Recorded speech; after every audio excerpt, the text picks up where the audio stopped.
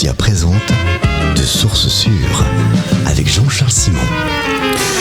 De Sources Sûres, Jean-Charles Simon. Comment ça va ce matin, Jean-Charles? Apparemment, vous n'êtes pas venu en vélo, vous étiez coincé dans Non, je suis venu bêtement en voiture.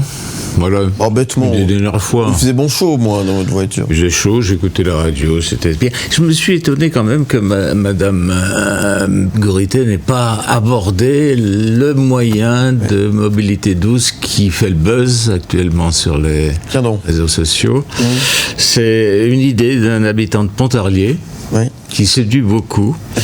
Il est l'auteur d'une annonce sensationnelle. Bientôt, lit-on dans cette annonce qu'on pourra prendre un vol entre Pontarlier et l'aéroport de la Blécherette. Tiens.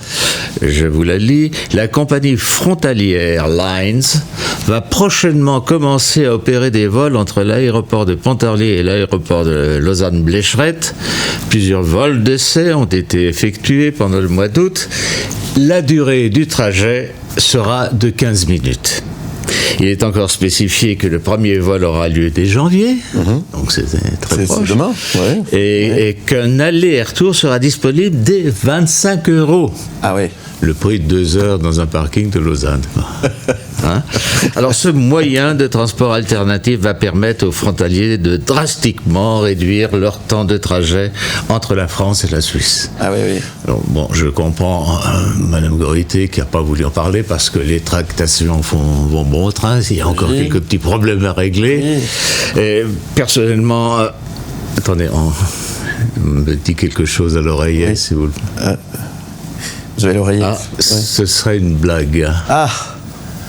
Ce serait alors ça m'étonne, c'est dommage, ça me déçoit beaucoup parce que j'avais une idée pour améliorer encore le projet.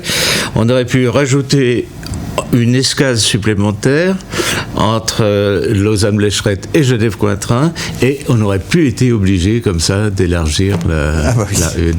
Vous vous rendez compte les économies? Mais incroyable. Par contre, le bilan carbone, là... Pourquoi? Non, parce que c'eût été des avions à hydrogène ou électriques, bien sûr. Ouais. En attendant les drones sans pilote. Évidemment. Voilà. En plus.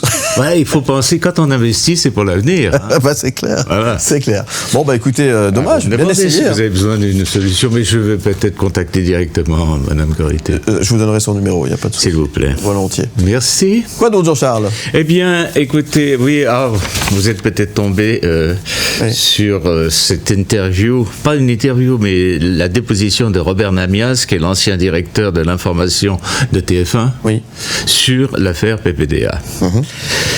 Et il a dit, écoutez, nous n'imaginions pas un instant qu'il puisse y avoir de tels crimes commis à TF1. Ouais, évidemment. On a forcément raté quelque chose, a-t-il concédé.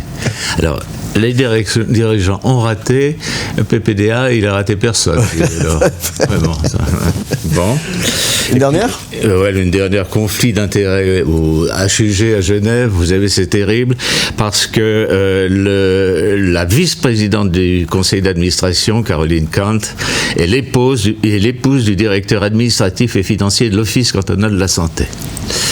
Alors évidemment, Nathalie Fontanet, qui est la présidente du Conseil d'État, a dit « Moi, j'étais pas au courant. C'est Maudet, dans son département, qui a tout arrangé. » Alors Maudet a dit « Mais oui, j'ai arrangé parce que j'étais sûr qu'il n'y avait pas de problème, que Madame Kant n'allait entretenir aucun lien professionnel, hiérarchique ou fonctionnel direct avec son époux, et surtout qu'il n'avait aucun projet de voyage à Dubaï. » Merci Jean-Charles Simon. On vous retrouve en podcast et en image sur le site MMedia. MMedia présente